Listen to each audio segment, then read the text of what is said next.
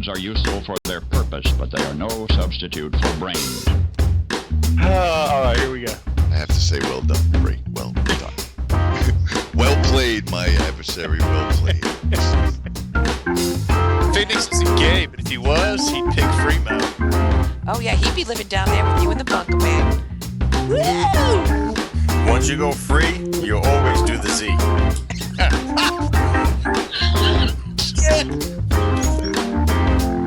Like one day I'm not going to Duncan and you could get a controller, a new Xbox, possibly even a cord.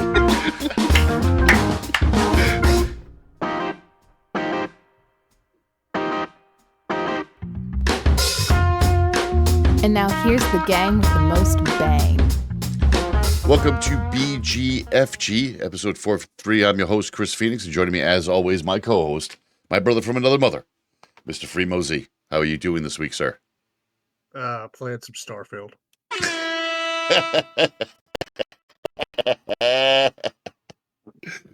Let me quick save this real quick. Yeah, sure. So, like I'm sure down there as well, it's just hazy, hot, and humid. It's just brutal. I'm like, I hate the summer so much. I feel like I've dove into hell.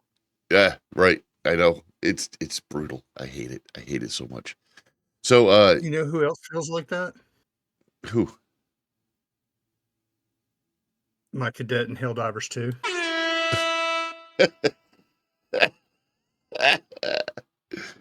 Oh, what an asshole. Oh, don't even go there. Okay. All right, let's get to the news segment. To reveal your dirty little secret. No, don't do that. Don't reveal secrets. It's no good. All right, let's get into news. BGFG News. You heard it here third. So first up, well, so let me say this first because we don't usually talk about politics or religion, and this kind of goes hand in hand. Unfortunately, I just thought it was a news story to point out because it's laws are laws, and rules are rules, and I get it. I don't. We're talking about Oklahoma. They decided to go their own route. Oklahoma schools will soon be teaching Bible in school. Now, I'm religious. I know Fremo is, but it's not something that we bring up because it always causes issues and problems and everything else. But the superintendent, Ryan Walters, announced that every classroom will now have a Bible in it. Walters claims that even though the First Amendment forbids government bias on religion, which it does, he states that the Bible is a historical document that has significance to the foundation of America. Now, regardless of what Fremo and I believe, that is a debatable topic. Very debatable topic, and very debatable amongst other religions. And the fact that you're just putting one religion in school is wrong. The fact that you're putting it in school is wrong. It's against the law. I'm not. It's against the law for the government to endorse a religion. Right. That is the separation of church and state, and that was put in place because of the Church of England, which was the state-sanctioned religion of England, and you had to be a member of it. That's why you have the separation of church and state. Mm-hmm. And he goes. The issue here is not that the government is endorsing a religion. It's the fact that the school superintendent, whatever he is, of Walters. Education for Oklahoma, he is saying that the Bible should be referenced or taught as part of the history of the country. Again, debatable. Right. Yeah. It's splitting hairs. Now, it is not a violation of separation of church and state. Technically. Right. Going by the historical value, you're not teaching religion, you're teaching historical value, but even that is debatable. There's all sorts of people out there that will say that certain parts of the Bible aren't true and it's written by man, and there's all sorts of red tape, I guess. But he went on to state that without basic knowledge of the Bible, kids are unable to contextualize the foundation of our nation. I think that's a very strong statement. Very strong. Well, you want to, I mean, You obviously haven't heard about Louisiana. Yes, I have. Yes, I have. So we're going to get that to the second. Walters also ordered teachers to incorporate the Bible into lessons for grades 5 through 12. This comes 10 days after Louisiana became the first state to display the 10 Commandments in every classroom. Now, again, the 10 Commandments, I get it. I get what you're trying to do. You're trying to set some, not standards, you're trying to set some guidelines for young adults to have something ethical to go by. I get that. But that's not for you to do, in my opinion. Public schools. If I wanted that, I go to take my kid to a private religious school, like a Catholic school or something. But I don't know. Being who I am, religious or not, I just don't think that should be in schools, because there's so many diverse families and religious beliefs in school that you can't force them to learn one. Either do them all or don't do any. Well, yeah, but that's the thing. Are they bringing the Bible into the classroom as a basis of, hey, here's some of the things that the founding fathers, when they wrote the Declaration of Independence, and they said that all men are created equal and endowed with unalienable rights from God. What was the context of that they wrote? That came from their belief in the Bible. If it ends there, okay, because that's not pushing a religion.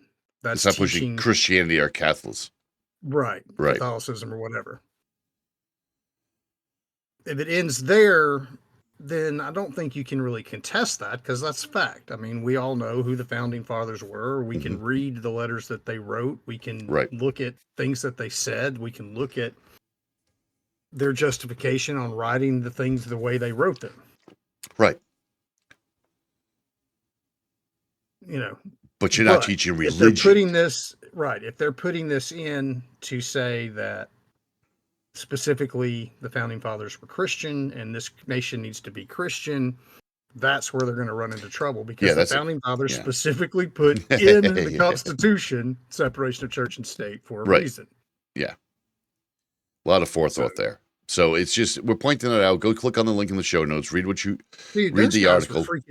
They must have been time travelers or something. Yeah. Somebody in that group had to have been, because the forethought that they put into the Constitution and the way it is, and I know people say it's outdated, this, that, and the other, but the relevancy of the basics of the just the basics of the Constitution, the philosophy behind it, they knew what they were doing. Right. I mean, there's no doubt. Now, there's plenty of topics that we can get into about, are these still relevant today or whatever, that we're not going to, because we don't do that. Right. But yeah, those dudes were freaking, I mean, you want to talk about some mental giants. No doubt. And speaking of relevancy, things come and go. Things get interpreted. Things get changed. Things move on. The Rolling Stone keeps going, and things change. Look at things like Redbox. I know it's a big shift from religion to Redbox, but Redbox is another one that just can't, they're filing for bankruptcy now. And there was a time when I remember going to Redbox because I couldn't wait to go to Redbox on Tuesdays to get the first copy of whatever new movie was released on DVD. And now here we are, and they're filing for bankruptcy because they couldn't transition. Yeah. The parent company of Redbox is actually called Chicken Soup for the Soul Entertainment, which I love that name. It's a mouthful, but it's fun. They revealed in a filing that they're almost $1 billion in debt. They owe millions to several entertainment companies like Sony, Warner Brothers. They purchased Redbox back in 2022 and took a $325 million in debt when they bought it. And it looks like it hasn't gotten better at all. People just aren't renting DVDs anymore. I don't understand how you as a company, you don't at least attempt to try to pivot a little bit. DVDs. Well, but that's the thing. This company bought Redbox thinking they were going to be able to use it to pivot to something else, and nope. No, it's just not. You want to talk about a purchase? I can't believe that they bought Redbox at the point that they did. Right. I mean, 2022. It's not like they bought them. It's not like they bought them pre-pandemic. It's That not would like have they been smart. bought them, they literally bought them after the writing was well established on the wall. I mean, Yeah. Netflix was already saying, we're getting rid of this. Yep. We're winding it down at the point that they bought Redbox. I mean, Right. if Netflix is getting out of it, you probably don't need to stay. Right. I mean, granted, it's convenient and all, and that was your claim to fame, but at the same time, it's like, come on, man. Digital media is where it's at. Employees haven't even been paid for a week as of the writing of the article that we posted in the show notes. The filing should help with that because then at least they'll get paid. But still, sometimes old media just have to move to new media, just like newspapers. Newspapers were dying. You I know, did see where they're filing in the corporate friendly state of Delaware. there's always a plan, man. There's always a plan. Them lawyers are smart. But, like I was saying, newspapers transition to digital media, whether they like it or not, kicking and screaming. I know the building that hosts the Providence Journal, which is our capital in our state, and that building is like barely even open. Like most of the buildings shut down because they don't need it anymore. They're all digital now. And then that goes into the whole ads thing. But like newspapers have come and gone. And it's no different than celestial or terrestrial radio, FM and AM. Now, whether people have noticed or not, I grew up on AM. My grandparents loved listening to AM radio. I kind of got a little hooked on it. The beginning of our show, in our intro, there is a piece from Paul Harvey, who was an AM radio like God for a long time. And that's where I got a lot of my inspiration growing up. But again, if you haven't noticed, a lot of your cars don't even have an AM radio function anymore, and they barely have an FM function. So like newspapers, you have to transition. You have to figure out another way. Swiss Radio has just decided to shut down their FM signals, which caught me by surprise. I didn't even realize this was a thing right now. Like we always have FM. A lot of the FM stations are going into the digital realm and doing both at the same time. Because everybody's got in their car, you can go to just about any job site and find a radio somewhere being played of your local rock station or something like that. On December 31st of this year, all FM broadcast licenses will expire in Switzerland. This is because digital is the way to go. FM has been around for decades. It does get affected by interference and cause static, and it starts to fade over a long distance, which is why you're like, oh, we're losing the station, must be changing states. It's simple and widely supported, but limited number of stations because of the bandwidth. The bandwidth is 87.5 megahertz to 108 megahertz. Now I'm going to mansplain some stuff. So if you need to fast forward the show, go ahead, because this is kind of like my forte. The reason why FM radio is 87.5 to 108, what?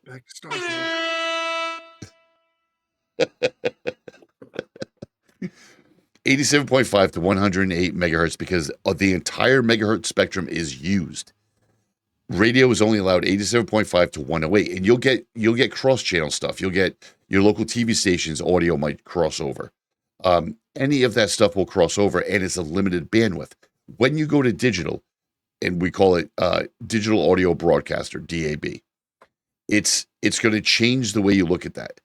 It's got better sound quality, less interference. You can put more channels on it, longer distance, but it's expensive transmitters. And some areas just simply won't get it.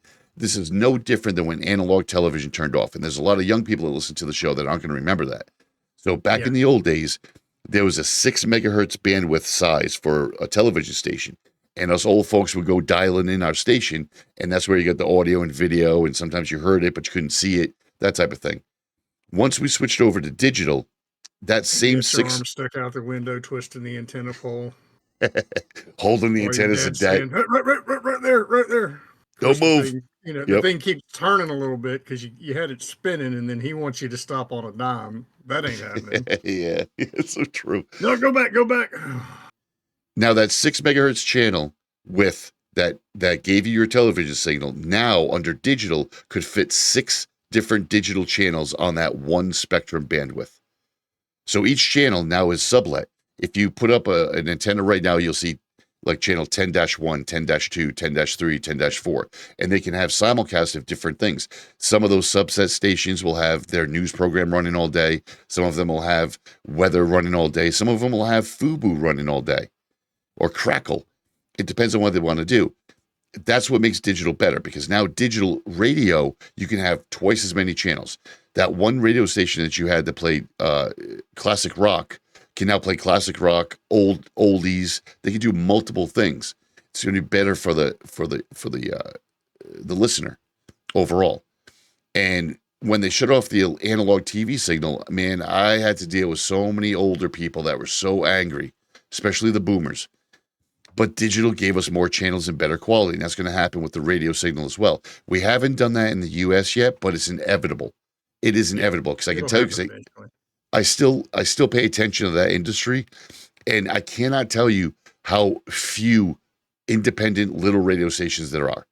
If you want to, in your local town, look up where the radio station is. When you go down there, you'll see signs for multiple stations that you listen to on that billboard in front of their building, because they're all in there now, because you have one conglomerate, Clear Channel, say, that purchased them all, purchased all your local stations, and they don't care because they're making money on it anyway.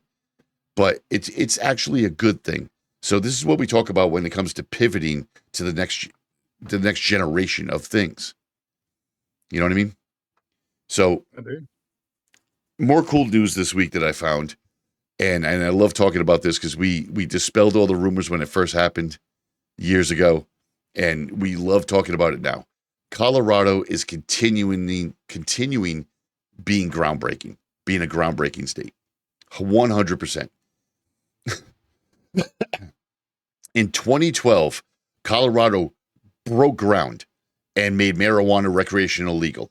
And Fremo and I sat on the show all those years ago, because we've been doing that shit that long, and talked to everybody about the disinformation that was out there, from the kid that found the cookie on the sidewalk and ate it and then ended up in the hospital, to people getting arrested for like ridiculous shit. And it's like, it didn't have anything to do with marijuana. They were trying to do a smear campaign.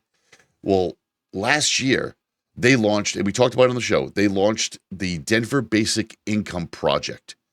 And the program provided financial assistance to over 800 people.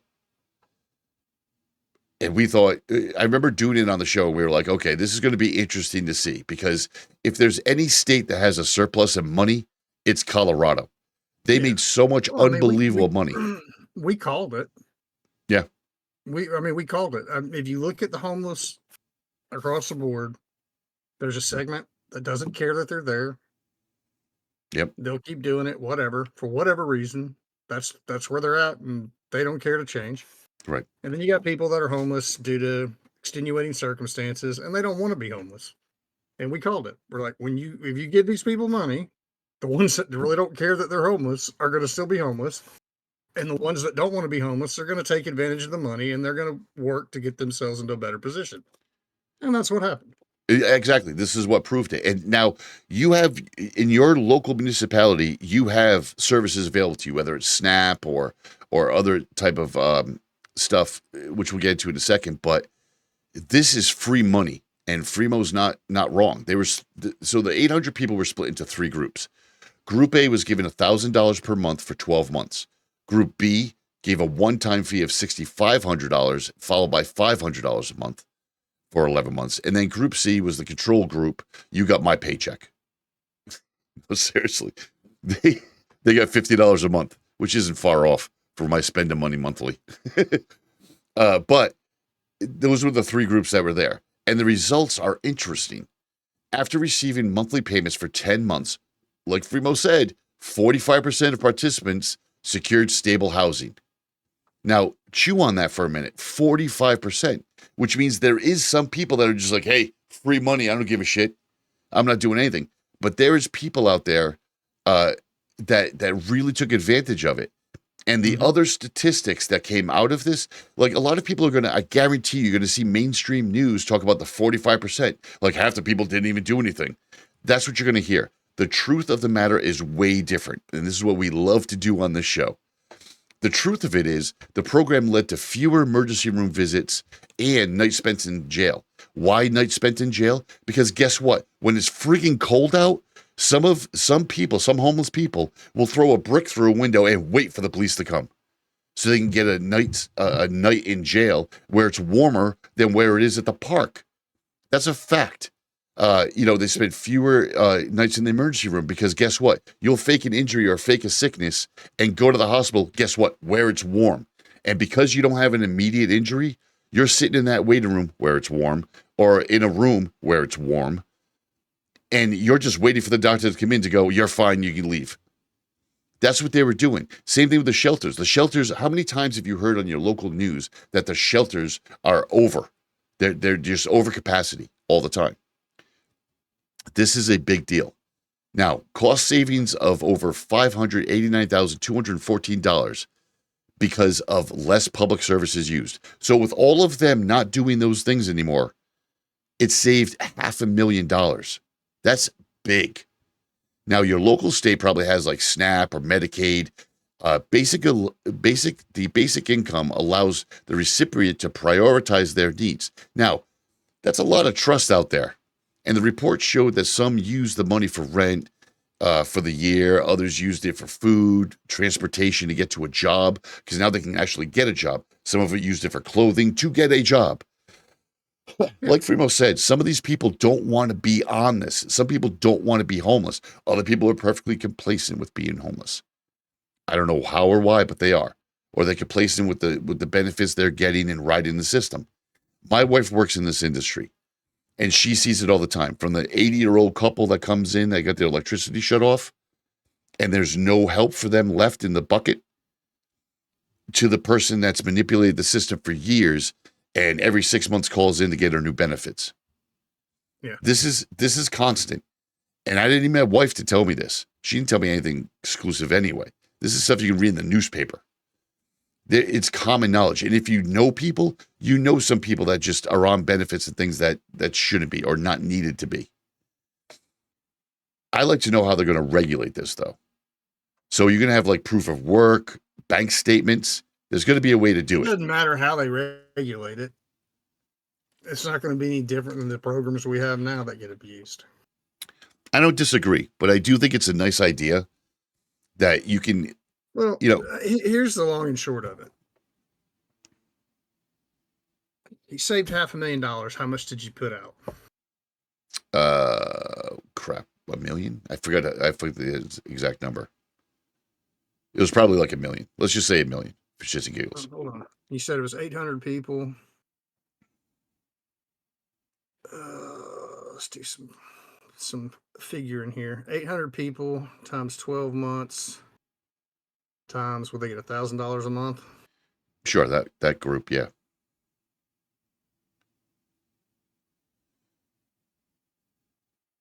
So that'd be 12,000 times 800, right? Yeah.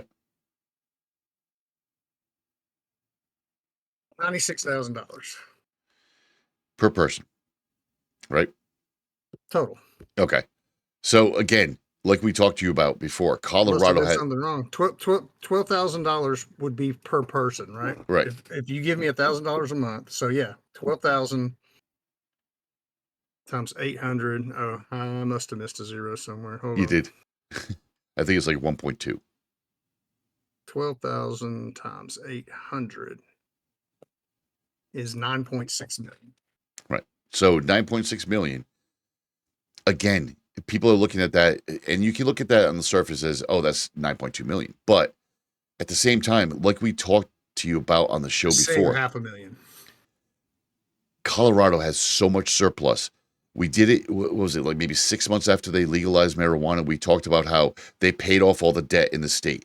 They upgraded all the schools, fire departments, police departments, libraries, roads. Like they have a surplus of money. They made a lot of money. And every state that legalizes makes a lot of money. They tax the shit out of it for good reason. But when they tax all that money, it's a surplus. But it's kind of hard.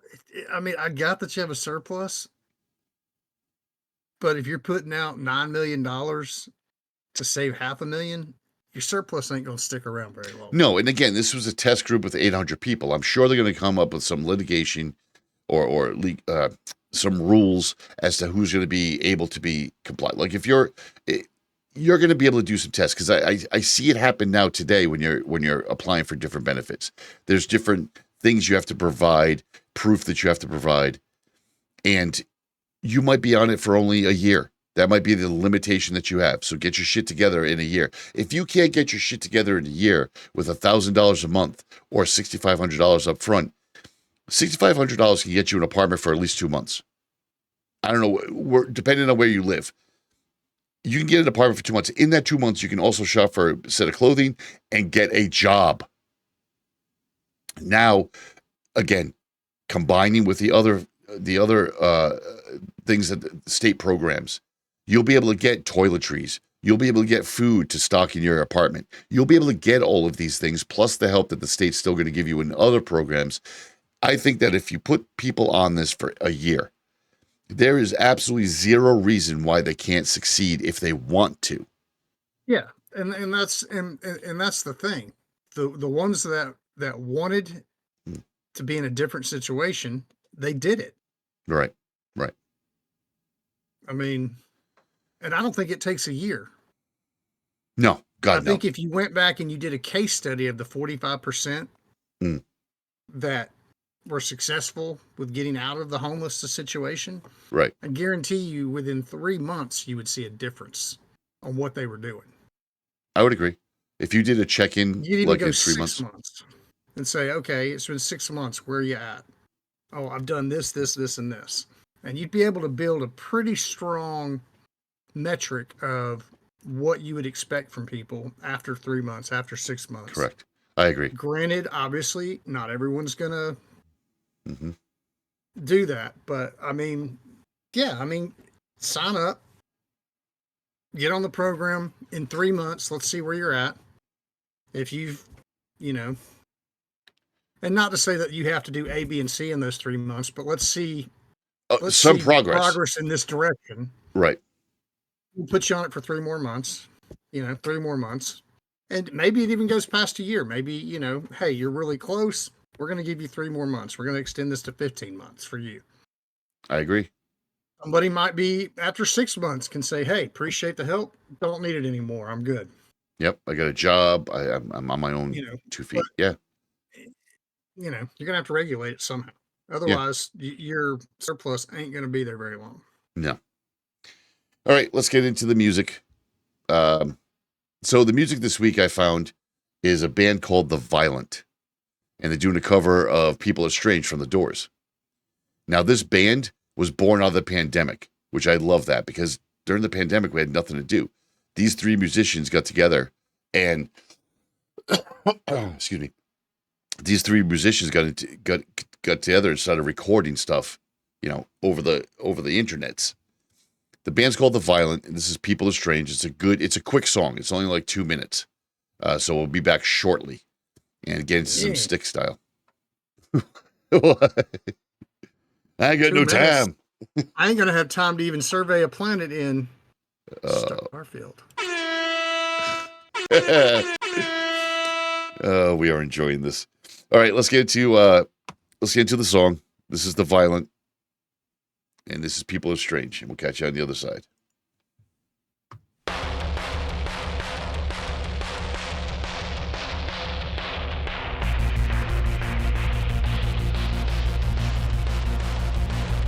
People estranged, when you're a stranger, faces look ugly when you're alone. Women seem wicked when you're unwanted. Streets are uneven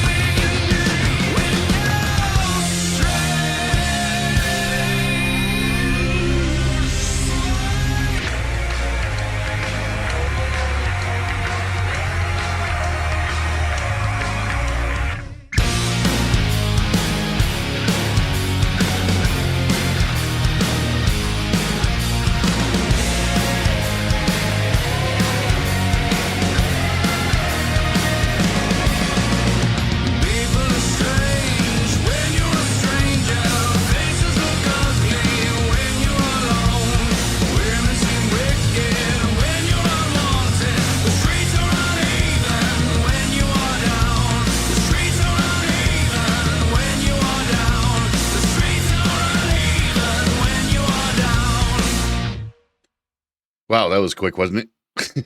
The violence. Yes, it was. People is strange. It's a great song from the Doors. If you liked any part of that song at all, listen to the Doors version. It's longer. It's good. And that song goes out to all the homeless people in Colorado who are still homeless after being given $1,000 a month per year. People are strange. They are strange. So before we start our stick style, it's what we're drinking. It's hazy, hot, and humid, man. I'm going with the Modelo Especial, nice lager. Yeah. What are you going with? Well, I'm not sure how this is going to settle, considering I just ate a big old stack of pancakes before we got started. But we're going with the old standby. Rolling Rock? Miller Lite. Attaboy. Cheers to you, sir. Oh, that is refreshing. All right, let's get into stick style. Gaming.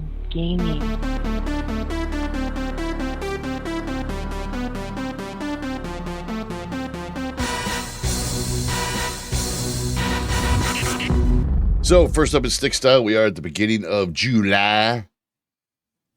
July the 7th.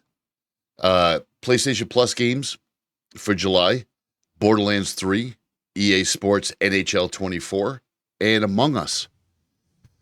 That's some great games right there for PlayStation. Way to knock it out of the park, buddy. And moving on to Xbox. I don't know. Among Us apparently is a pretty cool game. It is not too bad. I've played it a couple of times. It's not too bad. But again, 3 games on something that you pay for monthly. Yeah. So Game Pass, Xbox Game Pass for July, you have Journey to Save the Planet, Nickelodeon All-Star Brawl 2, Crickets 24, The Case of a Golden Idol, Neon White, I Hate the 4th of July, Tachia, EA College Football 25, and being EA, you only get 10 hours of play on that game. You greedy bastards. And then you get Flock. Flock I've played before. Flock is kind of fun. Magical Delicacy, Dungeons of Hittenberg, and Flintlock, The Siege of Dawn. Let's look at that again. All those games for the Xbox, and you got 3 games for the PlayStation. Sony, for the love of God, get your shit together, please. That's only 4 times as many. It's ridiculous. You're Sony. It's not like you don't have money. Maybe we should sign them up for $1,000 a month. Really, we should get them onto help them out. Get them a GOG account so they can download games and disperse them. I don't know what else to say to this company. It breaks my heart. Like a couple of times this week, I fired up the PlayStation because I want to give the PlayStation some love because it is such an incredible console hardware. Wait, I know what we can say to them, and it was done best by what was that boy band that Timberlake was in? Was that NSYNC or Backstreet Boys? I don't even know. I don't listen to boy they bands. sang that song "Bye Bye Bye." Just buy something. My No, God. Goodbye, Sony. That's what we tell them. Yeah. And in the never-ending lack of imagination in the gaming world, Star Wars Bounty Hunter will make a return. Developed and published by LucasArts in 2002. Set before the Clone Wars, starring Jango Fett taking on the job to eliminate a Dark Jedi. This game is old. It's not a bad game, but it's old. And they're remastering it. It's a third-person combat game. Aspire is handling the remaster, so it should look relatively good and play well. They're fixing a few little things that plagued the original. Like, for instance, they didn't have a flashlight. Now you get a flashlight because some of the scenes are dark. And they're adding Boba Fett as a playable character after you beat the game, which was something they hinted at with the original game, but it never came out. It's going to be on all consoles and the PC on August 1st. It's only going to cost you $20. But again, it shouldn't be making that big of news. It's a remaster. Hey, Come here's up my with something. question. What? If I previously bought the game and played it through successfully, can I get Boba Fett? Nope. You got to play it Right again. off the get-go? I mean, come on, man. Well, I don't think that's the worst thing. The worst thing in my mind is the fact that there was a bounty hunter game called 1313 that was in development like forever. And then with the first big closures, they actually when Disney purchased LucasArts, they dumped the game. And then there was I don't know if you remember this, they dumped the game, and then there was a bunch of little hints and news articles here and there that the game was actually still in development because it was almost done. Yeah. And then Disney came out and said, nope, we're not doing it. We're not doing it. But then the developers turned around and said, well, we kind of still own the rights to it for the most part, and we're ready to release it. But Disney, again, gathered up their lawyers and said, no, you're not going to have that. Yeah, we own the rights to anything. If you want to rebrand it, call it something else, and make sure the characters don't look like anything from the Disney Star Wars universe, have at it. And all the developers went, nah, fuck. Crap. We just can't do that. It's a game about bounty hunters. And if you wanted to use a keyboard and mouse when you play it on the PC, there's something cool that I found as well. On Etsy, I found a set of keycaps for your keyboard. There's Star Wars Aurebesh backlit keycaps, which is the language that they use in Star Wars that you see all the time. They have a 61 key, 87 key, and 104 key set, and that ranges from $30 to $68. If you're into that sort of thing, you don't need to look at your letters and know where numbers and letters and shit are. It's a nice little addition if you have a Star Wars theme setup going. And I know a lot of people that do actually have a Star Wars setup. And it's pretty cool. They look cool. Some of the other icons like Enter and the home key and things like that have a different, like some of them have a Death Star on them. Some of them have different images. So I think it's well done. I just don't know if I could type on something like that. I know my keyboard pretty well, but there's occasions where I don't know exactly where something is. Why are you looking all quizzical? I'm just scrolling through the pictures of it. Not for you? I guess I just lack the fanboy gene. You do. You always have. I've been a Star Wars super fan, and you're like, yeah, Star Wars is cool. I mean, just about anything. Like Apple, whatever. I mean, I can appreciate, like, stuff. The good of what Apple does, but I'm not blinded by the fact that it has a half-eaten piece of fruit on it. I mean, whatever.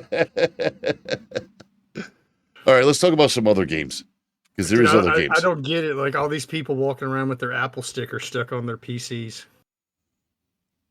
laptops. I mean, it's like, really? It doesn't fool me. I don't think it's an Apple. Right. You stuck your phone sticker on there. No. I have to give you this. It does kind of upset me a little bit.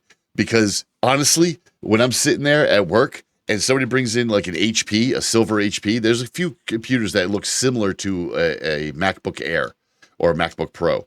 And they bring in their HP and it's got a sticker over the HP logo of an Apple. Like the Apple logo sticker that you used to get, because we talked about on the show before that you don't get those stickers anymore. But the stickers that you used to get in every single item that you purchased from Apple were the Apple logo sticker. And it's no different than the sticker that's on the front of the computer. So when people slap this on the front of the computer, I'm like, oh, you have an Apple. Okay. Do you have Apple Care with that? And they're like, what are you talking about? And then they open it up and it's an HP. I'm like, why'd you put an Apple sticker on it? What the fuck is the purpose of that? Chromebook. I mean, what is the purpose? Why? Why? Because you couldn't afford an Apple? Save up and get one. Yeah. I don't get it. So some other games that we want to talk about this week. Steam's got a summer sale on the cheap right now. Now, I know everybody talks about the summer sale, and it's a great sale on Steam. Not going to lie. But the summer sale, the cheap one, I think is where us Gen Xers are at. I honestly do, because we're struggling sometimes, and $70 for a game or $60 for a game, even $40 for some games. I spent fucking $30 on Starship Troopers, and I cannot tell you how much of a disappointment that $30 was. Thankfully, it was just something I had accrued in the Steam wallet over the years, and I'm like, I had like $32 in there, and I'm like, oh, you know what? I'm going to buy this for $28. Mm-hmm. And the moment I started up that game, I regretted it. And I'll give it another try, because I know people have already asked me. They're like, oh, dude, you're going to give it another try. I heard the show, and you're going to give it another try. Okay, I'll give it another try. I'll give it a try on multiple computers just to see if it gets better somehow. But it's not. So the summer sale on cheap is great. And let me break it down a little bit. Portal 2, 99 cents. If you're bored, pay 99 cents and play Portal 2. It's not boring. Celeste, which is a side-scrolling platformer, is $1.99. Undertale, which one of my kids loves loves Undertale. Actually, 2 of my kids love Undertale. It's classic RPG. That's $2.49. XCOM Enemy Unknown. XCOM is a fun game to play, and at $3, awesome. Mine and Fremo's personal on this list, I would say one of the top games to purchase on this list, Civilization 6. You cannot go wrong with a Civ game. If you're bored one night and you don't have anybody to play with, or you don't feel like jumping into a huge game that you've been putting a lot of hours into, play Civ 6. It's $3. Borderlands 2. You can't go wrong with a Borderlands game. $3. Middle Earth, Shadow of Mordor, with the Nemesis engine. I think that is still considered amazing engine. In stick style. I mean, it is no joke, dude. The first time I played through that game, yeah, because you heard about the Nemesis engine, it is no joke. You fight somebody, and then the next time you fight them, they've learned. And it's not even what we loved. Again, I want to reiterate by saying you can't button mash. You can't button mash these dudes. Right. And I swear we've said it. I think this is going to be in our top 5 stick style games of all time for a very long time because of that Nemesis engine. And what we're talking about, we said it before, we'll say it again just for the uninitiated. With this Nemesis engine, not only do your enemies remember you, but that main enemy, the leader of that patrol group that you just slaughtered, if they get away, and they try every time, and every one of their subordinates help them get away, they will remember you. And they will not only remember you, but they'll remember how you slaughtered their entire platoon. And the tactics that you use and everything. That game so good. So much fun. So much fun. And you might be asking, $3.99, I think I'm buying it. And you might be asking, why don't you see stick style playing that more? Because we can't. And the reason why is because a lot of times when you get into it, you're like, oh no, that month got away. Oh yeah, I was gonna go to bed at midnight, but yeah, I'm gonna stay up a little later. I want to get that son bitch. Where is he? Yeah. And you go fight. Like you get latched onto that quick. So that's only $3.99, and it's a hell of a deal. The Witcher 3, can't go wrong with the Witcher game. Wild Hunt, $3.99. Disco Elysium, The Final Cut, $3.99. Batman Arkham City, holy crap. Just the fighting engine alone on a Batman game. Just the fighting engine alone. Forget about the story, whether you like Batman or not. The fighting engine alone is not a button masher. When you realize it's not a button masher, that game opens up entirely. $3.99.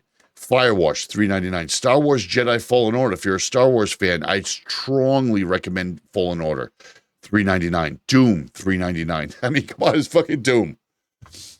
Ori and the Blind Forest. I played Firewatch. Yeah. I don't remember. It was one afternoon and there was nobody around. It was on Game Pass and I played it. And it was all right, but what type of game is that? It's not a side scroller, right? No, it's not a side scroller, but it's a very linear game. It's not it's open world from the standpoint of you can walk around and explore stuff, but the storyline is very linear. Okay. Like that. And it wasn't bad. I mean, but it's not an action game by any means. I mean, it's more of a puzzle, you're trying to figure out some stuff. Okay. I don't want to really I read through the description. The description will give you an idea of what you're looking at, but okay. It's honestly more of a psychological thriller movie where you're trying to figure out, okay, where's the next plot twist going to be? Because I know that can't be, they're setting the this whole up story. Killer, but that can't be the killer. Yeah. So, yeah. Wolf Among Us was like that too. So Ori and the Blind Forest, which is a side scroller, beautiful game, like stunningly beautiful. $4.99, and Terria, which I vaguely remember, that's $4.99. So you have a lot of games to go to in here. The only thing that shocked me that wasn't on the cheap right now was Starfield or Helldivers 2. That shocked me.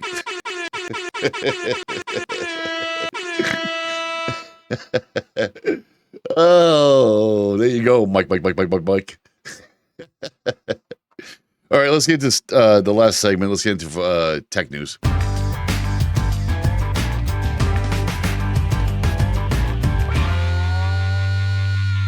And it seems like whether we have the last segment as tech news or for what it's worth, it just seems like I'm going to go on a rant, regardless of what it is. And the first story... You've been ranting quite a bit lately, and I love it. The first story is, I mean, have we hit a new friggin' level of lazy in this country? It's just mind-boggling how much lazy we've gotten to. Now, I'm getting older. Gen X is getting older. There's certain things I don't want to do. Like, I don't want to spend the day, hey, let's go out. Hey, like I have like when people like call me up at 8 and they're like 8 o'clock at night, I'm like, I'm in pajamas, bro. I ain't going to the bar right now. Man, I'm snuggling up next to my wife and we're going to watch some Acolyte. More Star Wars reference. But yeah, we've hit this one's... Yeah. So I'm all about real books. My mother was an English major. I spent a lot of time, like before reading lists. Phoenix. What? Digital's where it's at, man. Everything's moving to digital. I get it. Just listen to me for... You just sang the praises of digital earlier in the show. Don't be a hypocrite. Listen to me. My mother was an English major, and I spent a lot of summers before reading lists. I'd love to, but I'm busy playing Starfield. I would love to say... And look, I'm the first to say I love digital. Reading on my iPad mini was really a joy. But there was something about the original books. I have, like, from my mother, I got, like, a 12th edition Edgar Allan Poe set.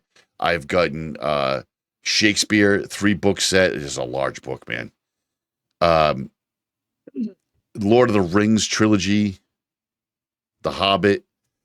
There's something about sitting in a chair, especially in winter, for me, and a lot of people that like to read traditional books, there's something about sitting in a chair and just reading the book, turning the page manually, smelling the book, having a hardcover book, maybe even a softcover book.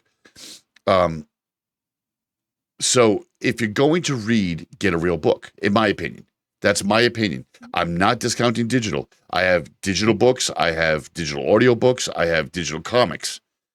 All very, very good, but there's something about a book when it's shitty weather out, you're not going outside. There's something about it. I just thought a way to make this product better. Let me get to the product first. Okay. I also like the idea of tech, like I said. Digital books offer a cheaper price, more compact, and you have your whole library with you instead of just carrying one book. Sit down with a small tablet and read. Turn the page with your finger like it's a real book, which is great. But apparently, that's too much fucking effort for Gen Z. I don't get it. Page turner, and that's the name of the product, isn't exactly what the name implies. It turns... I can't make this shit up.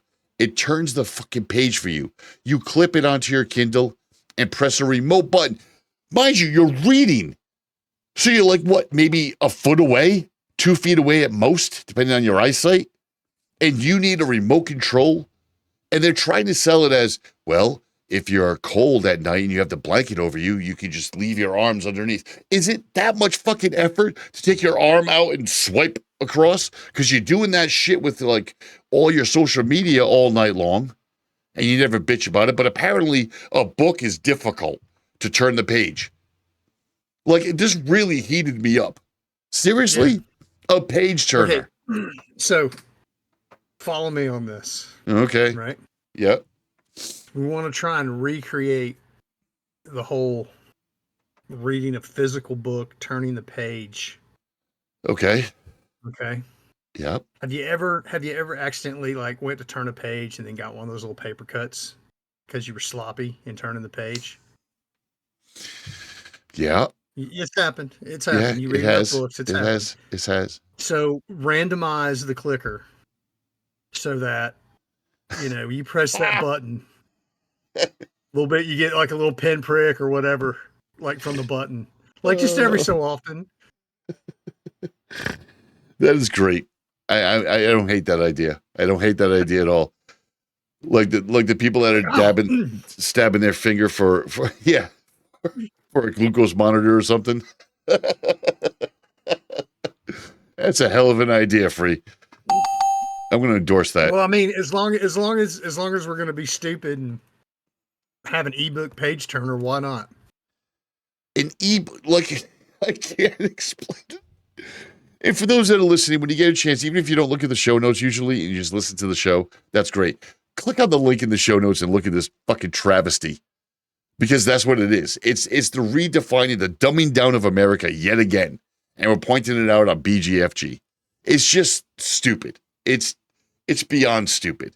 Like, I get it. There's stuff that like deboning fish machine or a machine that cuts your hot dog bun in half. Like, those are stupid shit that somebody's going to use somewhere in a business. This makes no sense at all. You're close enough to read the book. You're close enough to reach your arm out. I mean, I'm looking at the picture and she seems super happy. Yeah. Maybe this is what I'm missing in my life. And she's also got the Kindle on a fucking stand. You got it on a stand? Like, you're so lazy you can't hold on to the book, and you're lazier even more because you can't turn the friggin' page. I got nothing for this. I'm moving on to the next story because I mean, actually looking at it, her eyes are closed, so it may be an audiobook as well. Oh my God. You know what? Let's shift gears. Last week we talked about Windows 11, how everything was looking good up to about 2 months ago, right? When everything started going sideways with Copilot, recall, Outlook not working with anything but Microsoft mail systems now. Well, now OneDrive just automatically starts syncing your shit. This is a problem. And here's why this is a problem. When you force yourself, like say if you don't have somebody like myself or Fremo set up your computer with a local account. Go ahead. If you don't have Fremo and I or somebody like us to set up your computer on a local account, you are forced to make a Microsoft account. Now, as soon as you make that Microsoft account, you automatically have OneDrive installed, fired up, and synchronizing. Now, I'm not going to say that it's a bad thing because Fremo and I are the first ones to tell you that you need to back up your shit. You never know when your computer goes sideways. For instance, I think it's Lenovo just changed TPM. So it's something, it's called something else now because of the P, and it messes shit up. But you have to work around that. So backing up your shit is a very good idea. We endorse that on the show all the time, whether you're doing a manual backup once a month or you have a service. OneDrive is not a bad service. It's not great by any means, but it needs some tweaking. One of the tweakings that we've talked about on the show before about OneDrive is that OneDrive does back up your pictures and your documents, which are the two most important things. And they only give you 5 gigabytes, which means you're gonna pass that quickly and have to pay the 99 cents for 50 gigabytes like you do with Apple. I get it. That's a moneymaker. But again, your shit's backed up, which is a good thing. But backing up your desktop is a bad idea. And the reason why I say that is because, number one, you should be diligent enough to be able to move your shit. You download something onto your desktop, when you look at it or you see it or whatever, classify it. Either utilize it, delete it, or move it to another folder, like your documents folder or your pictures folder. Well, here's a little known fact. If your desktop folder is actually more than 2 gigabytes, it causes problems with Windows. Does it? I didn't know that. Windows 10 or Windows 11? Windows. Oh shit. That's not good. That's been in their architecture for so long. Going all the way back to Millennium. That sounds like a FAT32 problem. Remember FAT32 and They've never addressed it. You're shitting me. They've done some things to minimize it, make it not an issue, but they've never addressed it.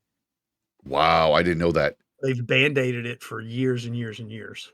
Typical Microsoft. Typical friggin' Microsoft.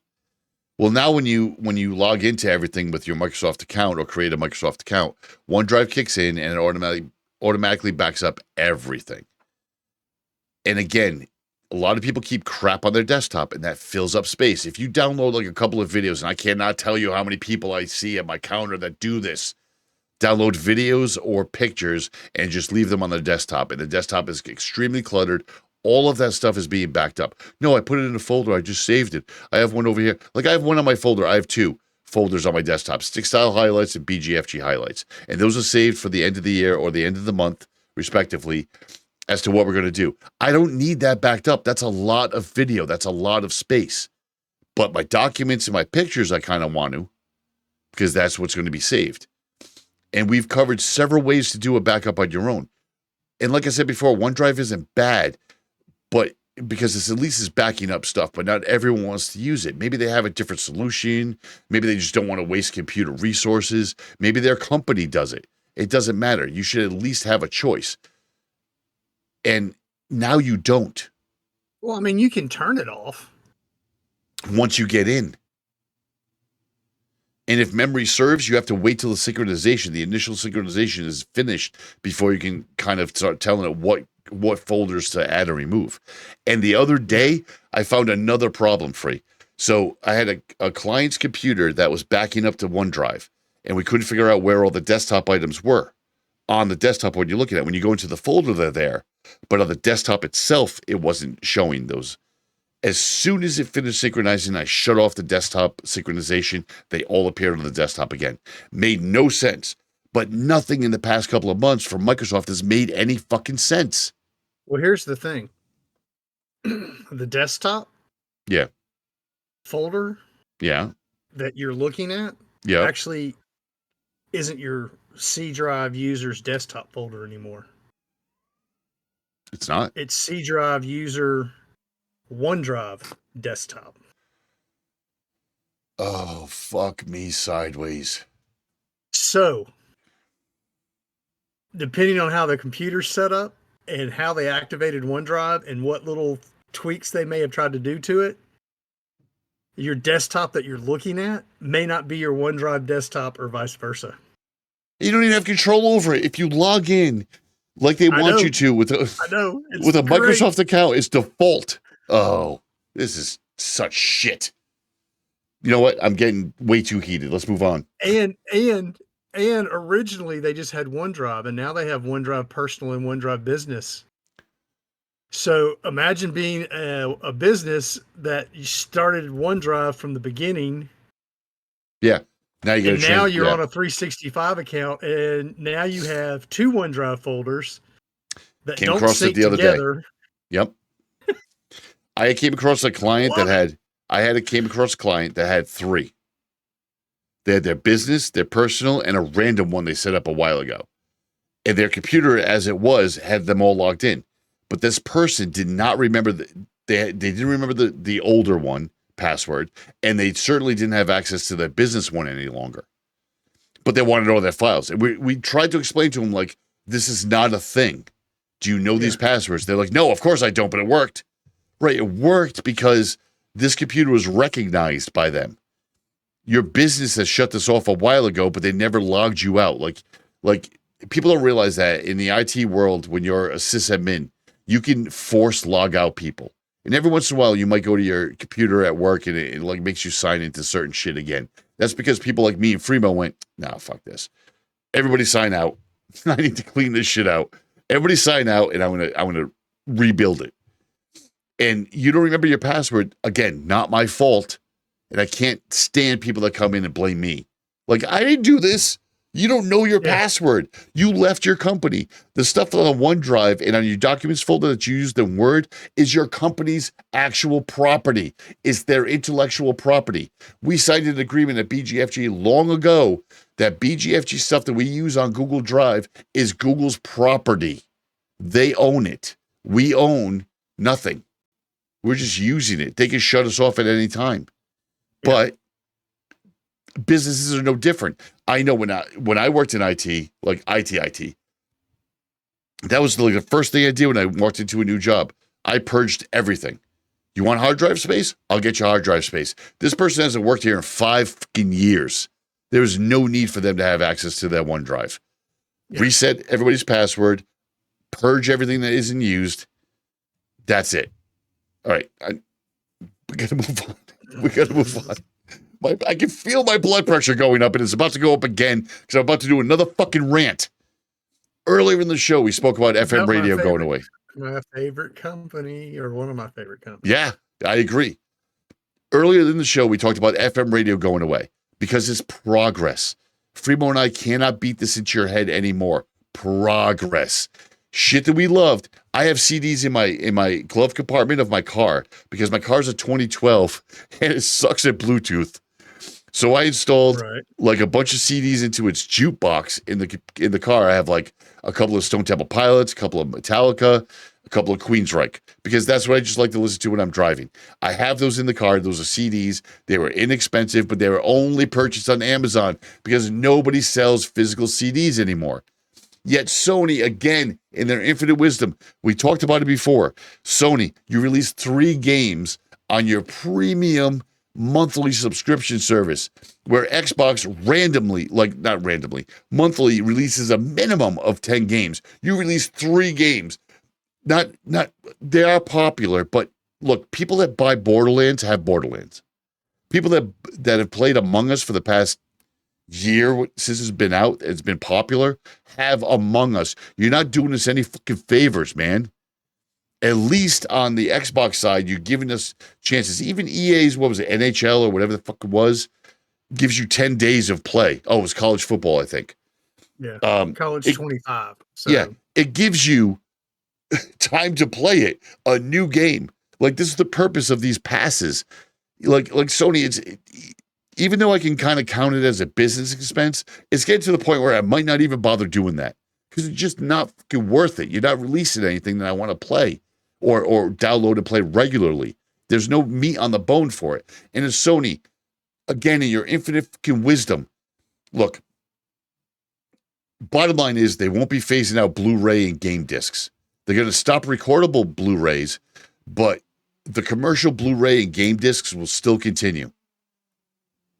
Does anyone want to tell them that almost all retailers have stopped stocking or selling physical media? Well, there's still a lot of areas in the world that digital is not going to be readily accessible. So. Irrelevant. I get it, but it's irrelevant. Most retailers in the U.S. have stopped selling it. Most retailers in overseas, in the U.K., in Asia, have stopped selling physical media because everything's gone digital. And I can tell by Fremo's face that he's enjoying the shit out of how angry I am about this. Welcome to the dark side, brother. It's pissing me off. Why would you waste resources? You could spend Taking the money. 15 years to get him to rant about Sony, folks, but here it is. Look, you can take that money. I can't even imagine how much you're spending on physical fucking media. You're buying the media. You're spending time on people recording the media onto it, whether it's a disc or it's a Blu-ray or a game disc. Irrelevant. You're spending money on this that could be used to, I don't know, buy a game developer, you fuck. Get us some decent games on the PlayStation other than the standard Final Fantasy and God of War, which you haven't done shit with in God knows how long. I swear to God, Sony could piss off the Pope. It's ridiculous.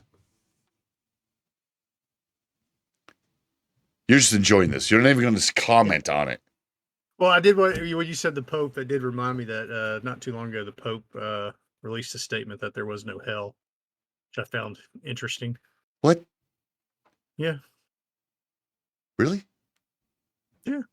Okay, I got to look that up because we're going to do that next week. That's an interesting. We're living in hell at this point. At least Sony is. All right. Finally, this week we have one more story. The U.S. has now banned Kaspersky antivirus. Why not? Kaspersky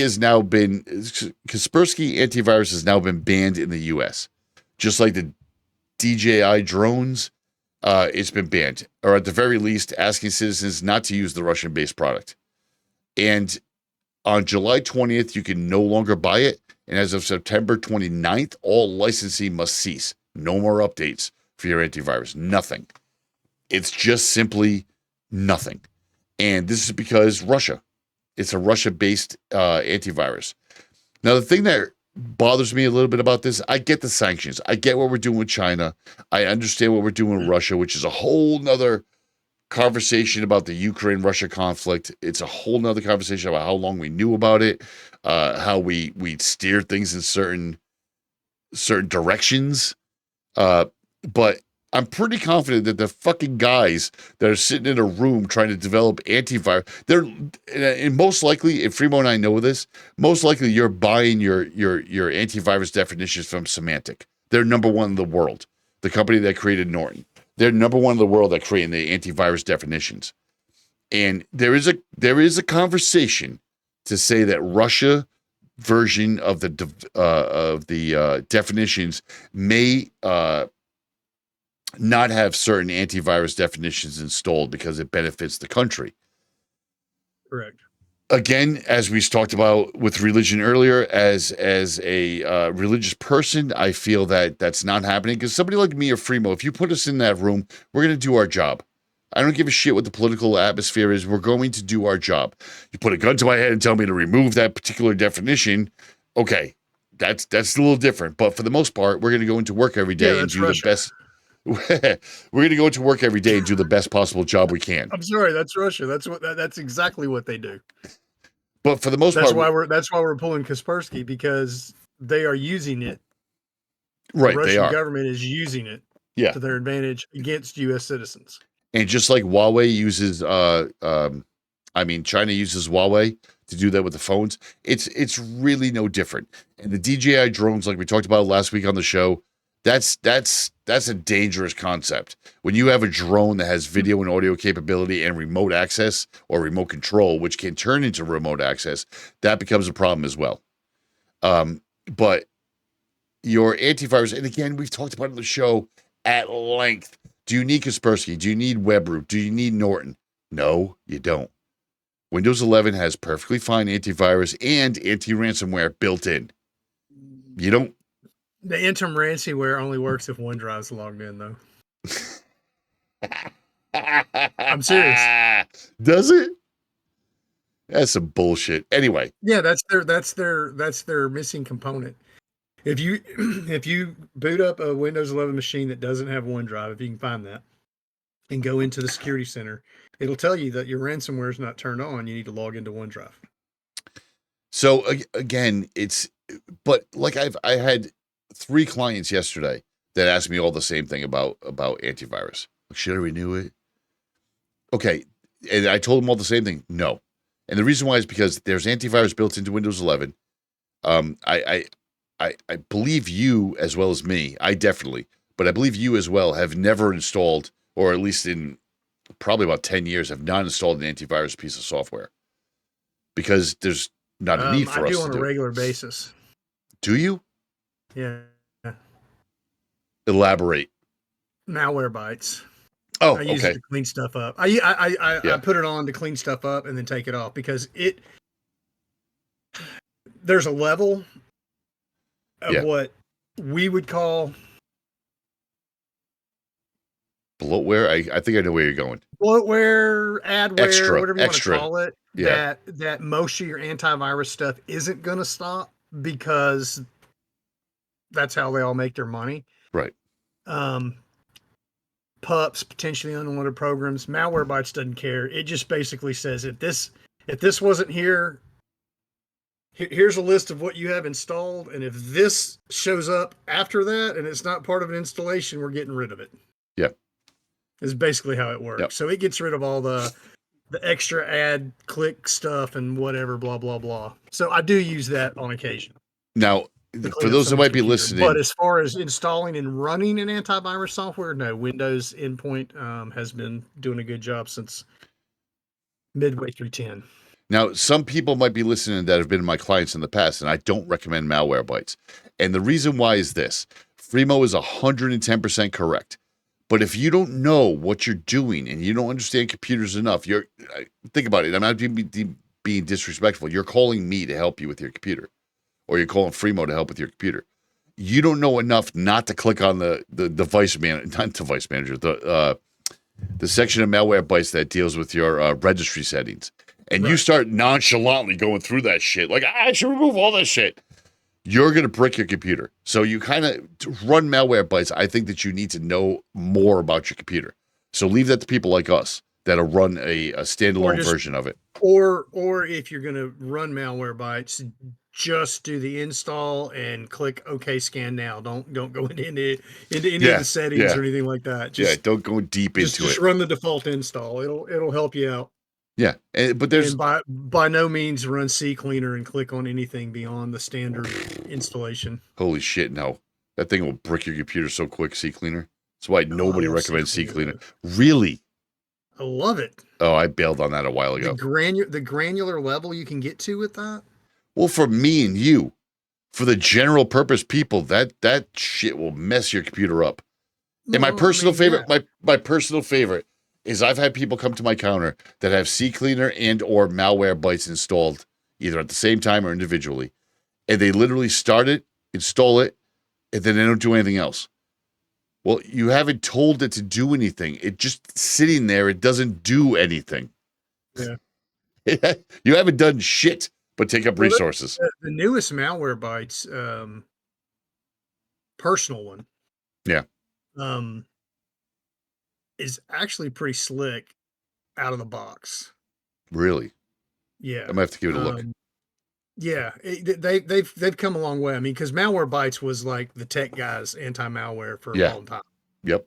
Because you had to go in and flip the switches and tell it to do what you wanted to do and all that kind of stuff. But the new retail version, I guess you could call it, of Malwarebytes that you can get from them, is out of the box. Is pretty slick. I mean, and now it does not have some of the granular level that you can get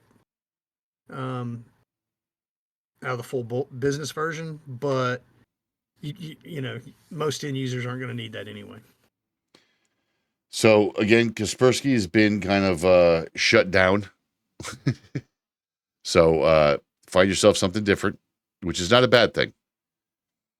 So do you have anything else this week? No, I guess that's it. Other than I don't know. I'm potentially going to play some Helldivers or maybe some Starfield. How about you? Yeah, I'm thinking about playing some Helldivers or Starfield. Okay, people, that's it. Don't forget to click on the link and give us some feedback. We love feedback, good, better, and different. Yeah. We'll bring it up. We'd also love to hear your reviews about Starfield and Helldivers too. Oh, awesome. All right, that's it for this week. Tense down, show's over.